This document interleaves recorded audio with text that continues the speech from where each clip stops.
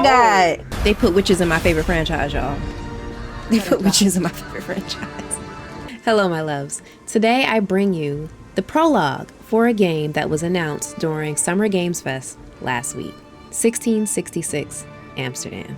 This game feels oddly similar to another project that I've been waiting on since 2022, which is probably not an accident.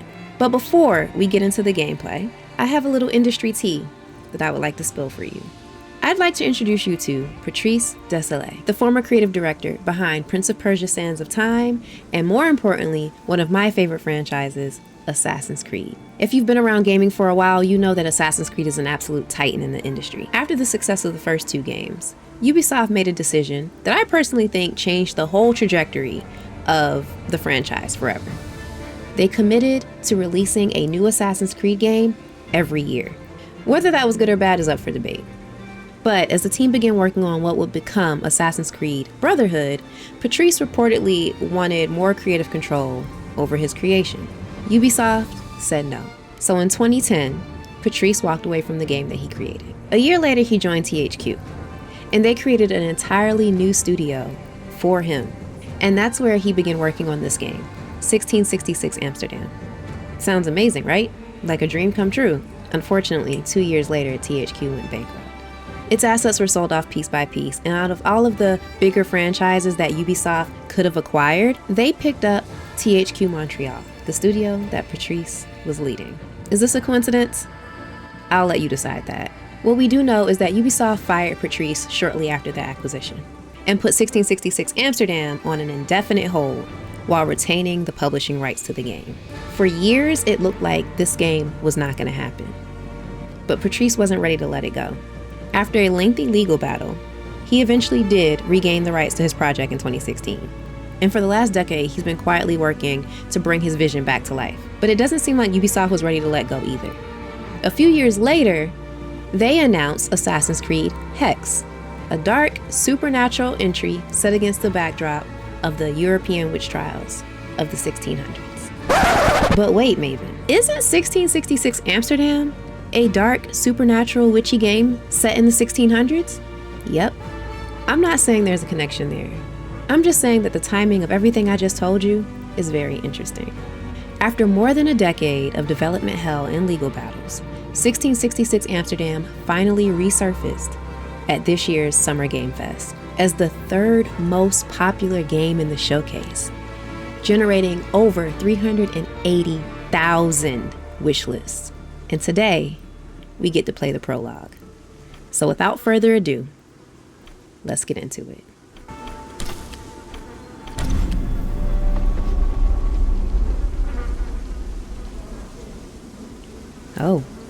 We're starting here. Oh, okay. Love that. Love that.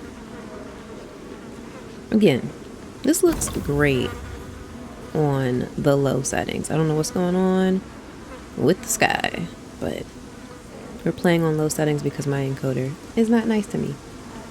Alright, so we looked around and now we're gonna move around.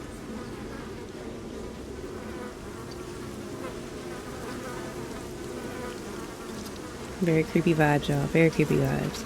Number one thing about me is I like to turn around and look the other way before I go in the right direction. Alright.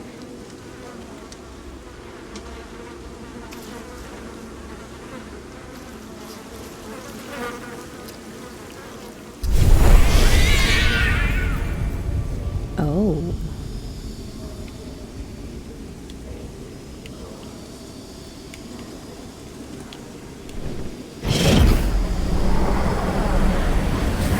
Okay, well, we're getting into the witchy real quick. Immediately, actually.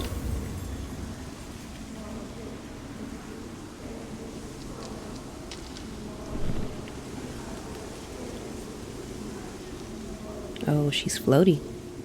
She's floaty now.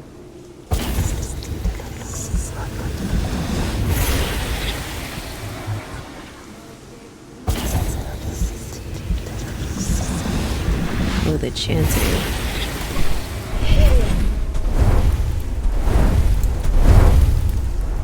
Oh my god, the cinematography of it all.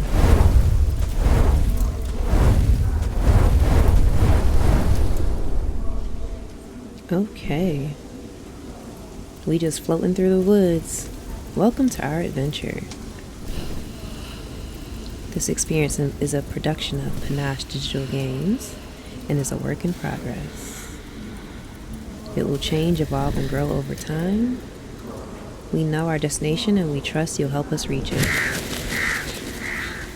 Our work is inspired by 17th century Dutch culture, among other things. Oh, the chanting. It's crafted with love by this small group of artisans. Oh my gosh. Oh my gosh. They put them in alphabetical order, but there's our boy Patrice up there in the corner. Shout out to the devs, y'all. Always. The music is composed. Oh, I missed it. Okay, I'll run it back. These artists have given their voice and souls to the characters you're about to discover. Okay. Welcome in the sacred clearing of the Zaindaris. Welcome to your commencement ceremony.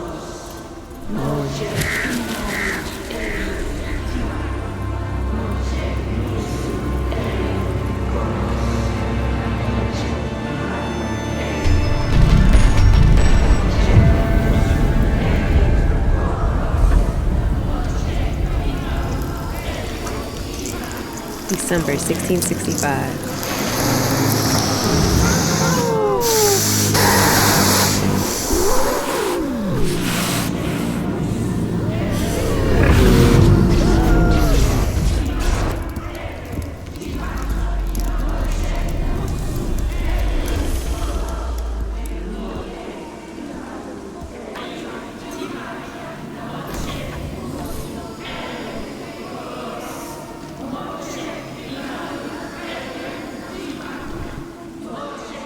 We got a lot going on, but it seems I can't leave the circle.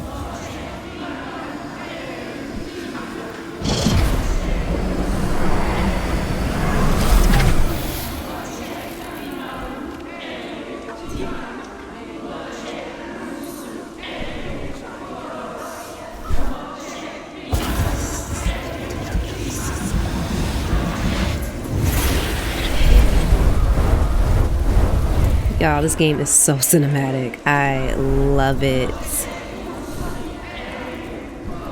Enliven. I can bring it back?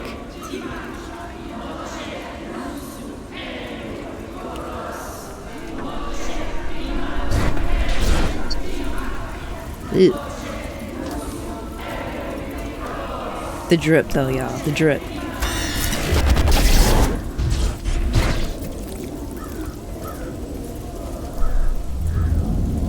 I didn't mean that drip. I was talking about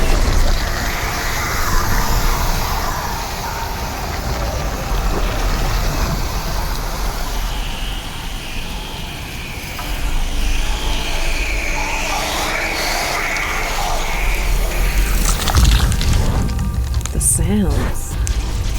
Is that a hidden blade?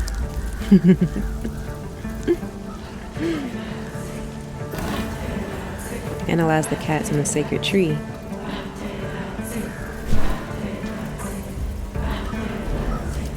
The dreamer. Choose a cat as a Baratsuri?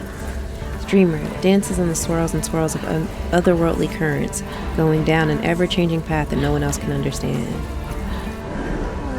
The hermit. Its gaze reflects through roaming the span of the universe, seeking eternal truths and knowledge. The spirit, a whisper from across the void, a touch from the netherworld. The spirits hold so many secrets. The spirit looks hungry. I'm a little scared of the spirit. The knight, stands straight and strong, eyes shine with courage and virtue. Calls to mind the kings, the just, and the mighty.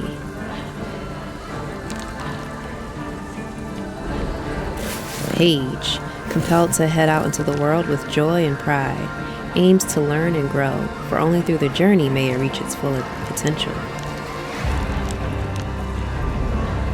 The child radiates innocence, a powerful urge to smell and see everything, to climb and crawl into every nook and cranny, with all with an open heart.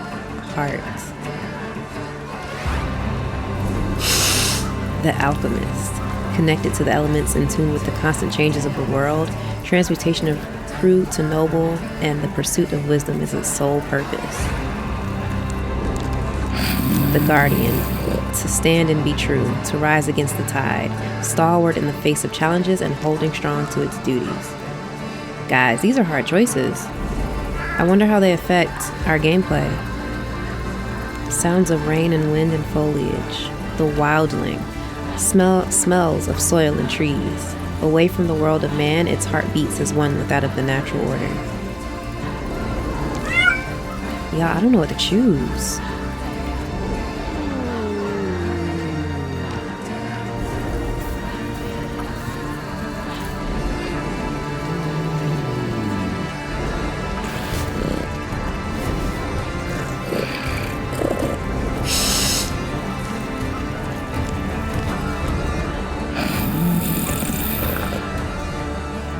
I think I want to choose the Guardian.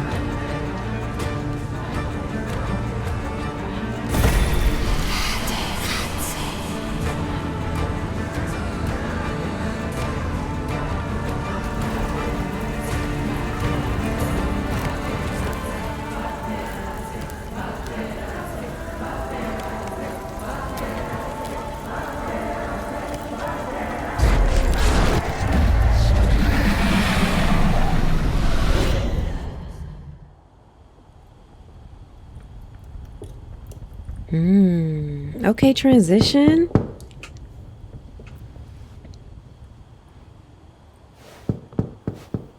Please come in. Professor Lucas?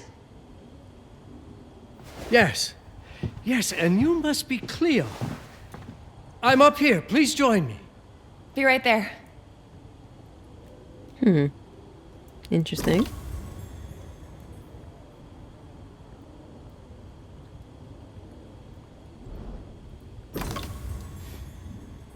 Expert in paleography in the Department of History at Bernard Landry University. We can track him. As if, like, you know.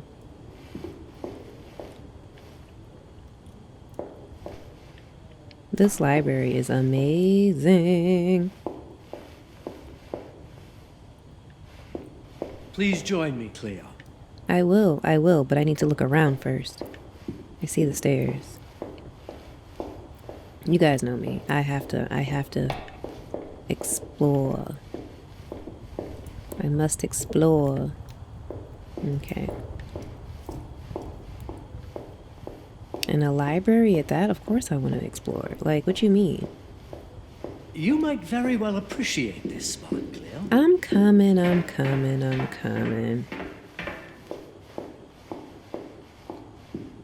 It's a better view anyway, right?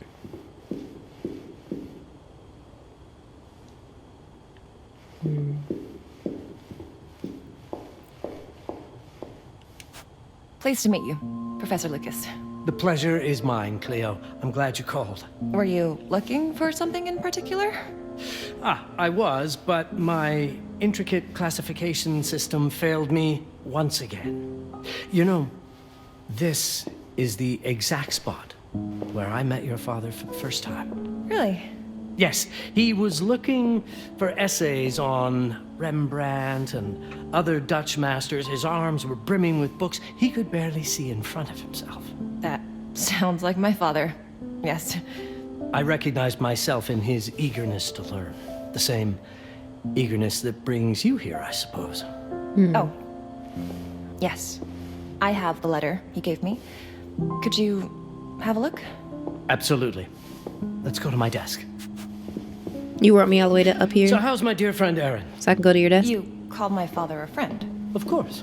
He never talked about you before giving me the letter. I was devastated when he told me about his condition. They move in Sorry, tandem. It's He weird. told you.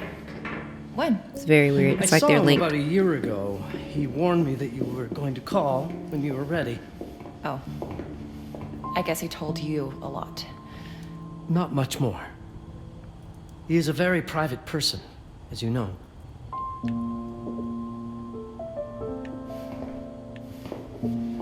Now, let's see that intriguing letter.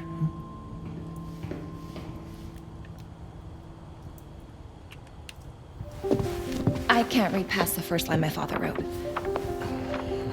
And then there's this last part at the end. Both are in English, but everything else is... I was hoping you could help me. I've never seen anything like this before. The writing seems to be hidden behind some sort of veil, and there's movement in it. It's like something organic. You're absolutely right. I've only seen this once before. I have a 300-year-old manuscript that has the same protective layer, which means that this letter is from the Zandaris tribe. Zandaris? Yes. It's a very ancient tribe. I wonder how your father got this letter. Can you decipher it? I'm afraid I can't. But there is a tome in here on ancient writing that mentions the Zandaris' protected communication. Although finding it may be a bit of a challenge. I think I might have stored it a little too well. The library's registry. How you don't know how to find stuff in your own library? What? Make that make sense. Hold L1, L2, concentrate, look around, aim, points of interest. Okay.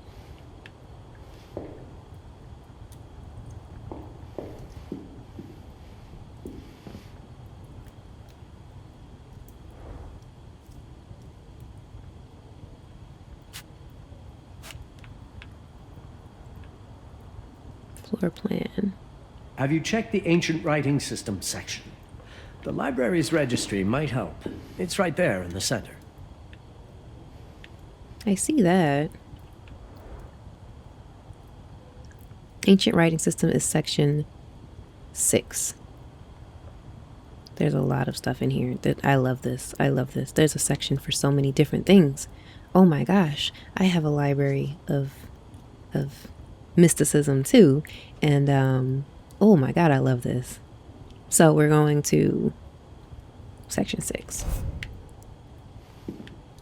which should be on this side. 5, 4, 5. The ancient writing 6. system section should be here 6. on the main floor. Oh, because you pointed directly at it, so I really didn't even have to do that. Oh, things they just fall when we need them. Sometimes, you know? Ancient civilizations. Limited information exists regarding the Zandaris tribe, with its origins tracing back to the pre-pottery Neolithic era period. More recent references of the Zandaris emerge in the 14th century, alluding to the tribe as a secret society. Surviving accounts suggest that certain members of the tribe were in possession of a distinctive object known as the Heiferin. When the Heiferin was adorned and directed towards protected information from other Zandaris members, the beholder was purportedly able to decipher their meaning. The nature of the Heiferin remains unclear, but it seems that the Heiferin itself was concealed within an object that appeared unremarkable to the casual observer. So we need a distinctive object that appears unremarkable.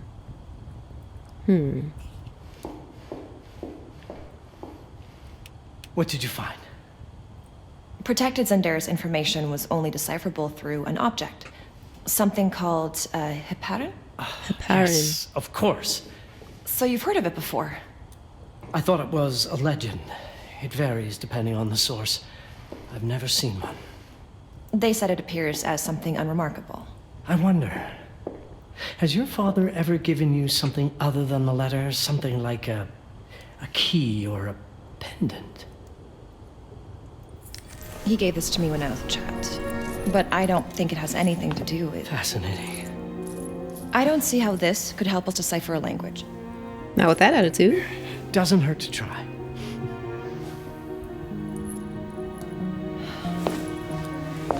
And you had it all this time? You could have figured this out on your own, baby.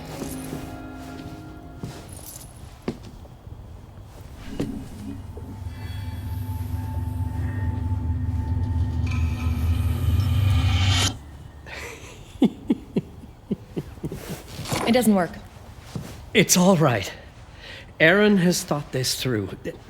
There must be something that we're missing. Something to activate it, maybe. What makes you so sure that my father was behind this? Would it really be so surprising? I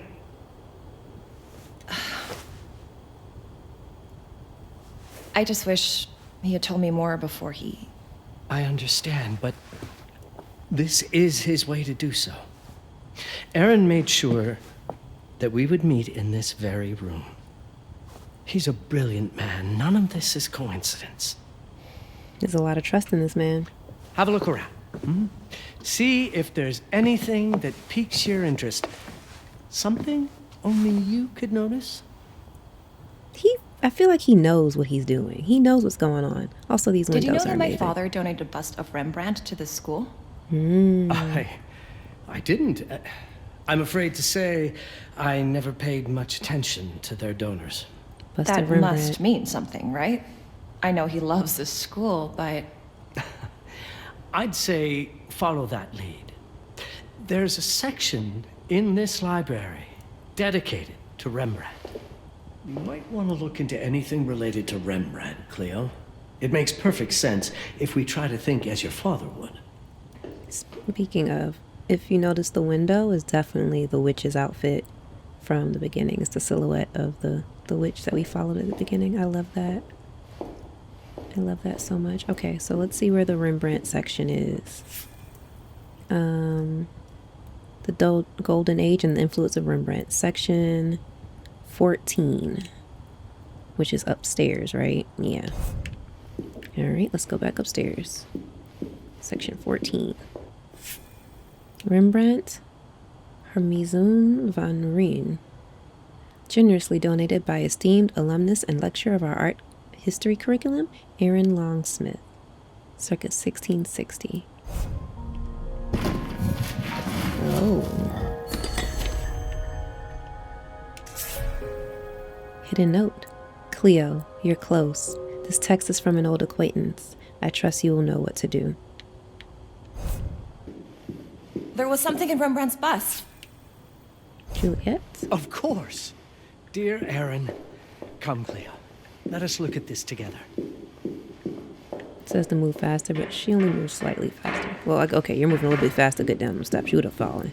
So maybe I need to slow down.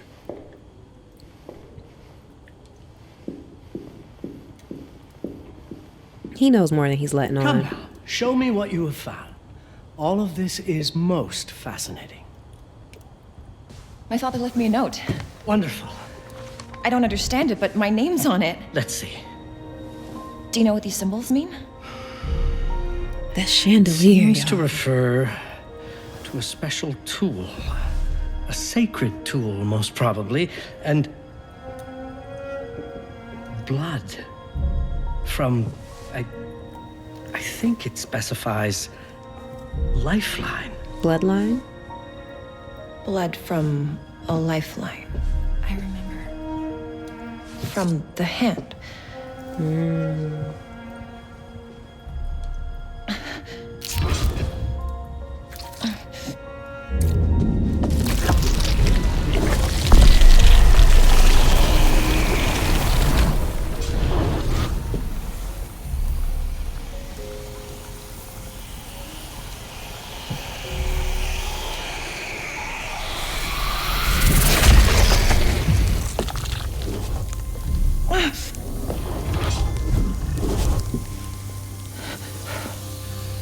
That's it. That's the Hiparan. Aim it at the letter.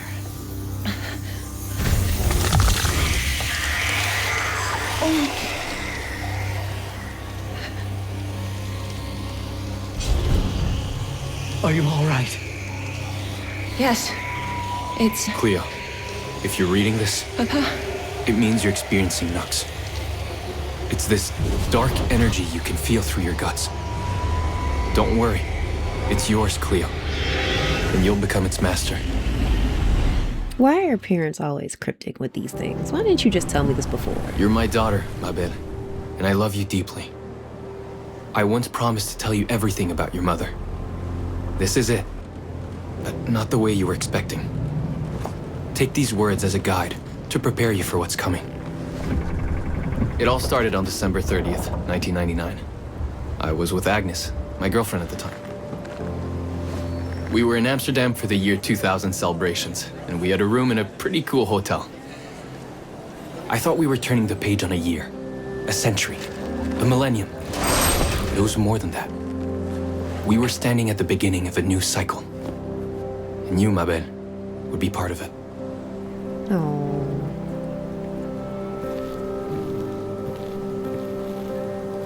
Everything starts with Agnes. Everything starts with Agnes, as far as you and I are concerned, Cleo. But in fact, it's hard to grasp how ancient this story is.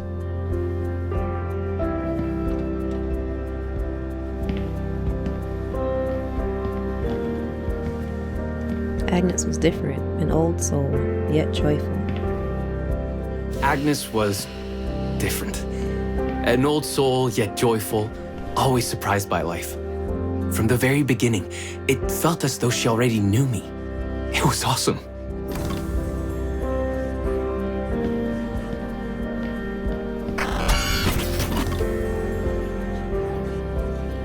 Agnes had planned something for us in our room. And, I don't know if I trust Agnes, because why the picture do that? Agnes had planned something for us in our room that night. Some of her belongings had already been delivered. Ancient artifacts. I was fascinated.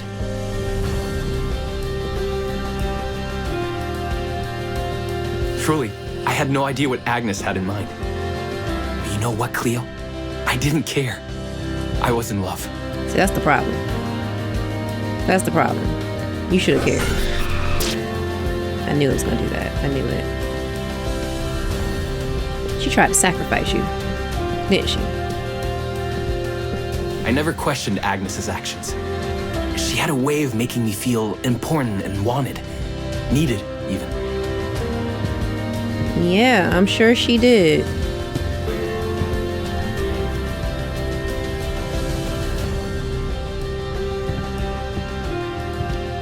As we walked to her room, I felt a new kind of excitement. Impossible to describe. I didn't yet know I was about to lose my grip on reality.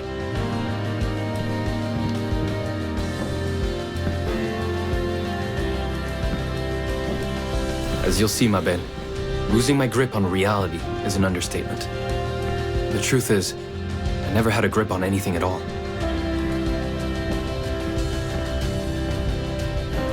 The closer we got, the more something stirred in my veins. Nothing unpleasant. More as though the city's canals were running through my body. I think that you were trying to be told something, baby. I think the ancestors might have been trying to warn you. There was something electric about Agnes. A force emanated from her. A force I was about to discover. Mm-hmm. Not the one you wanted to discover, I'm sure.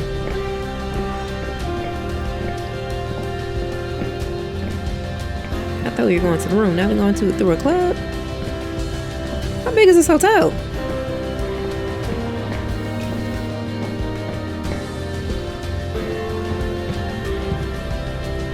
Oh, we had to go all the way around, I see.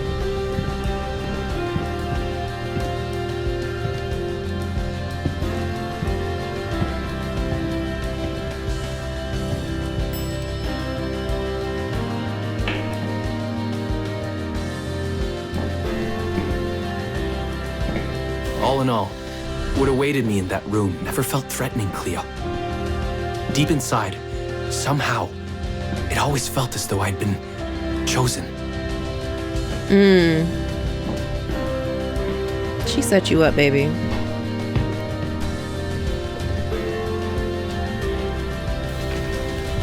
Agnes went directly to the bathroom to put on her magic touch, she said.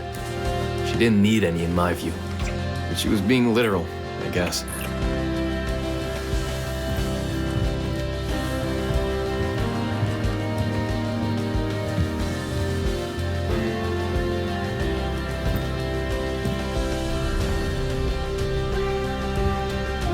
She about to sacrifice you, but I guess she doesn't do that because, like, your child knows who you are, so.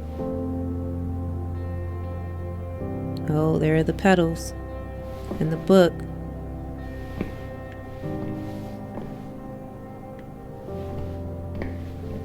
The bed is just... Oh no. Baby, that's too many mirrors. That's too many mirrors around the bed. Babe. Sir. Friend. You should be worried. You ain't ask no questions? Oh,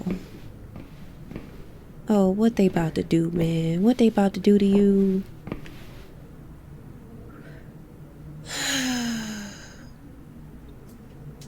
That's too many mirrors. There's too many mirrors around the bed, man. Nah, you don't gotta be a witch to know that's a problem. Did you set up my relics the way I told you to? She asked from the bathroom. I had to rummage through a chest, a shelf, even her bag to find those things of hers. So old they were unsettling. There's the bag.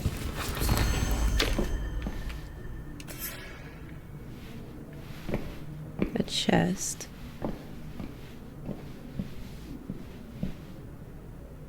Not there. That's a TV. There's the chest. Candles. Candles in all these mirrors. 4 candles. Oh my gosh. Another mirror.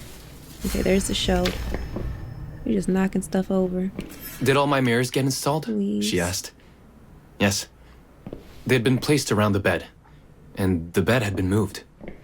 Even now, I don't know how, or by whom.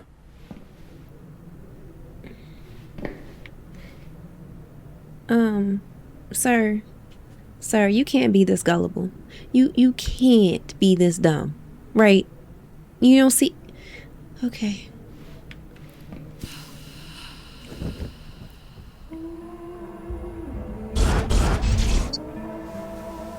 When everything was ready as Agnes requested, she came out of the bathroom. A circle? Why are you naked? He thought he was about to get some. She was... I see why he thought he was about to get some.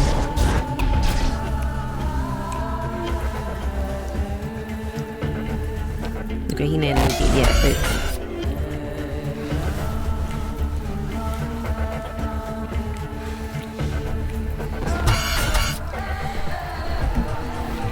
As a witch, this is why you don't mess with witches, okay? I have no words to describe what followed, Cleo. It felt ethereal until I lost the thread. About to lose more than that.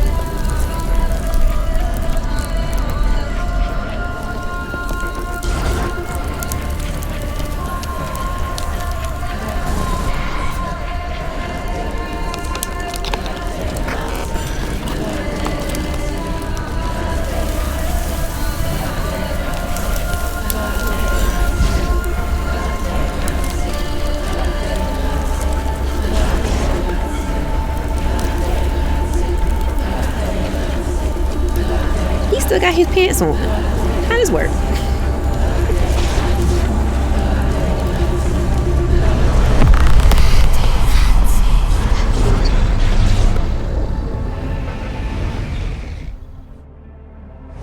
I woke up or something. I'm still not sure. I was a cat, Cleo. Yes, you read that well. I was a cat. The room was like in a nightmare. Agnes was floating, literally, and seemed frozen in time.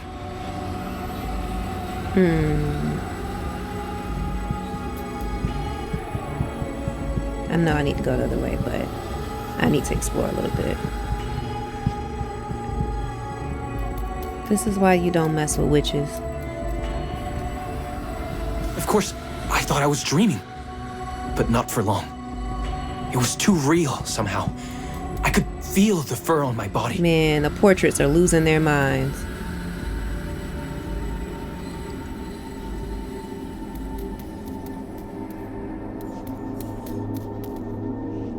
That one's especially unhappy.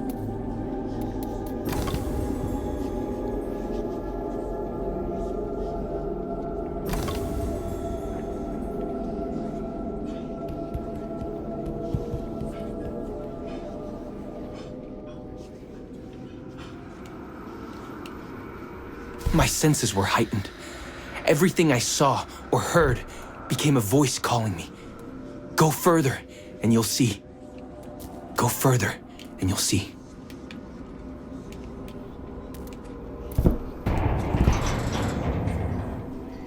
I don't think I want to see.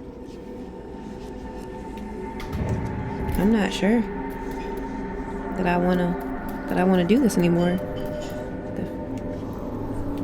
Y'all know I don't do horror games. I didn't think this was a horror game.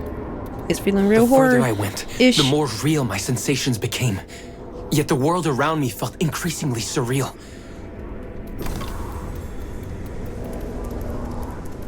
It was scary, disturbing. But something was definitely calling to me, from what seemed to be the other side. Are all of the cats people? Oh, great. We done time traveled as the cat. How are we supposed to get back? Oh my god. And then, in a forest, yes, a forest, I knew it in my bones. It was someone calling me. A woman. Things were blurring together, Cleo. My cat spirit, a thirst for freedom, for leaping onto anything, and my pull toward her calls. Oh great, the circle, the tree. I mean, where else did we think we were going? And I saw her, frozen in time, like Agnes in the room. Then my cat's spirit again, a need to size her up.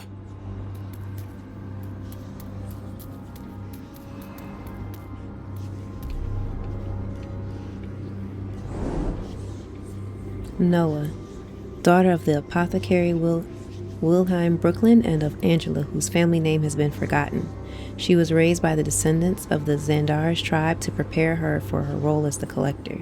She is the direct descendant of Terra, the first giver in the giver-collector bloodline, the first of Xandars to receive Nux and spread it upon the earth.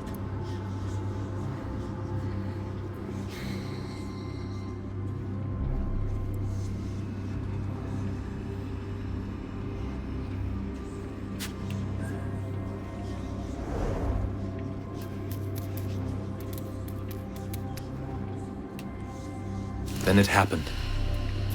For a brief moment, I became fully feline.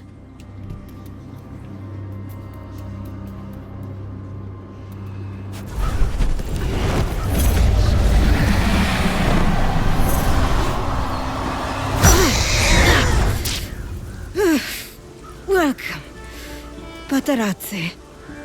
Welcome, Aaron. How you know? Aaron? You know my name? We talk? I can talk? I was in shock, Cleo. Nothing made sense. Yes, you are my union, my Patrice. My cat. Of course. But what? Did no one tell you about the ceremony? Where you come from? What? No! What do you mean? It matters not for now. I'm Noah, the collector. Those are the Xandaris. Follow me, and I shall explain anon. We've much to do this night.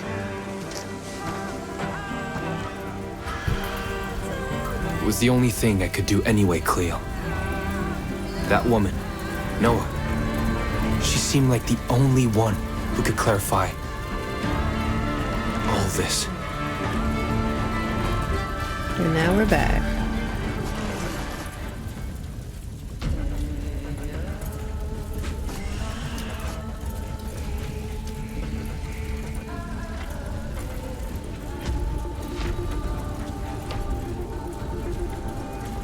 Wow.